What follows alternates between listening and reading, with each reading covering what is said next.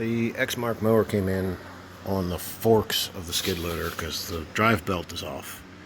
It's kind of weird. I mean, the belt's not in great shape, but it's continuous. It's not shredded. It's not broken. The only thing I noticed, I mean, everything else seems pretty much intact. The idler pulley is all chewed up,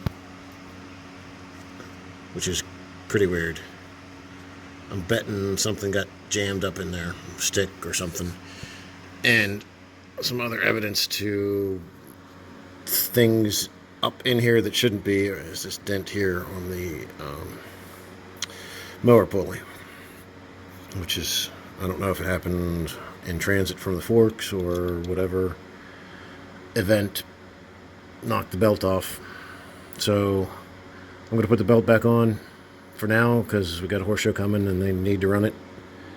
The pulley's probably going to chew up the belt even more, but it'll work till it doesn't. And I mean, it's not like that pulley's savable anyway.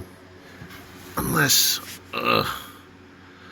maybe I can flip it over.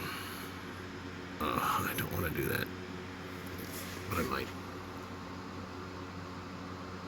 Wait a second. More evidence. Where is it?